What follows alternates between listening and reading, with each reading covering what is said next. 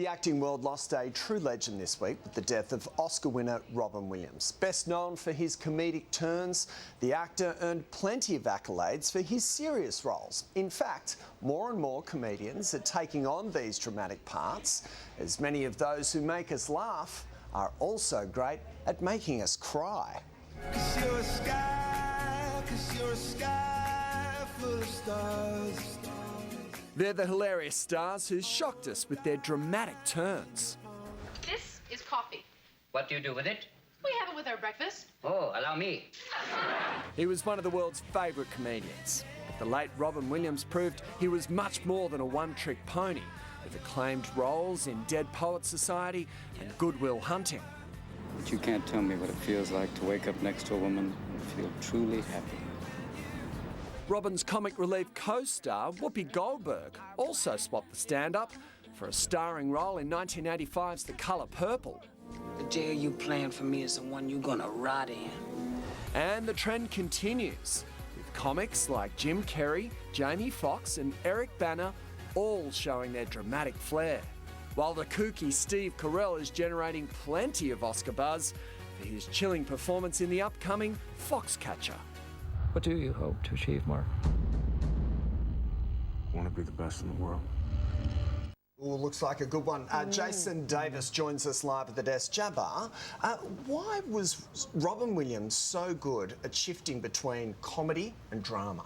It's a great question, Tom. I guess a lot of comedians are people that have great depths of sadness.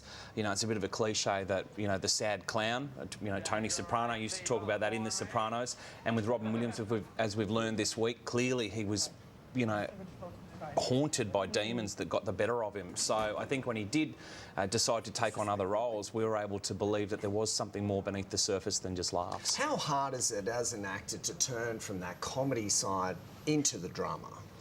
Well, I think great comedic actors are able to keep a straight face. That's what I've always struggled to do in my, you know, limited range of comedic acting. And watching that Foxcatcher clip just there with Channing Tatum and Steve Carell, I'm like, I'd just be laughing. Yeah. I'd be looking at them being serious. But those guys, the fact that they can keep that intensity, that's the greatest skill that they need. And if they can do that with comedy, they can do it with drama. Yeah. Do you think a comedian risks confusing their audience because their audience already knows them, the fans know them for comedy, and then they're suddenly switching into something so much heavier? I think, yeah, they do risk a lot, and they've got to have that truth that we're going to believe. Yeah, I believe that there was sadness inside this person. They're going to be able to do it. Someone like Jim Carrey, who's obviously a very physical actor, you're always expecting that physicality. So when they play a more still role, we're kind of waiting with bated breath that draws us into their world. True. A little bit closer to home, Eric Bana made a really impressive transition, didn't he? It's certainly one of my favourite ones. I mean, he was known here in Australia as a comedic actor for his different shows, the Eric Bana Show and his sketch comedy. He proved that he was a fantastic mimic, which was something he started doing as a kid and came into the the acting world. He spent time with the real Mark Reed, picked up his different mannerisms, and that was such a great transition for him to Hollywood. The black humour allowed us to believe, okay, there's more to this guy than just taking the piss. Yeah, more to come too, I hope. Mate, Jamie Foxx has been very successful in his dramatic roles. I did not even know that he was a stand-up comic. Yeah, I think he launched into comedy on a dare, and when we see him in roles like Ray, Django, in the most recent Spider-Man, you know, he's playing serious roles, but with him there's definitely an edge of something, you know, funny about them. So someone like Chris Tucker, I couldn't imagine doing, you know, dramatic roles, whereas Jamie's maybe got more depth to him. He delivers a lot of very dry lines in Django, doesn't he? You know, yeah, exactly. You don't expect it with the storyline behind it, but I think he's incredible in that. And you need that as an audience to kind of understand that, okay, I'm allowed to, you know, you've got to relieve the tension somehow. Yeah, absolutely. Tell us about the new Steve Carell movie.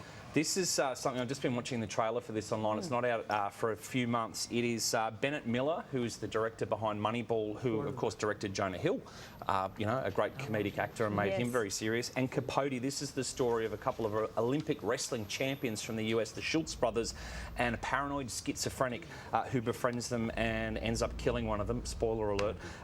Steve Carell, Channing Tatum and Mark Ruffalo. So three actors who have great comic capabilities stepping up in a very very serious, compelling film. Looks fantastic. Wasn't it the first time for Steve Carell, though? I remember in Little Miss Sunshine, he played Uncle Frank as a dramatic role. He was very good But as it was Uncle kind Frank. of a comedy, though, so it's sort of in the same realms. This looks a lot more How do you intense. stand up as it Magic Mike and a 40-year-old virgin and not being fit and giggles, you know? That's a Excellent. great question. I couldn't do it. No, me either. It's time for the Universal Actor. Thank you very much, Jabba. Thanks, Great guys. to talk to you Cheers. as always. Straight ahead, the newsreader who got the shock of his life.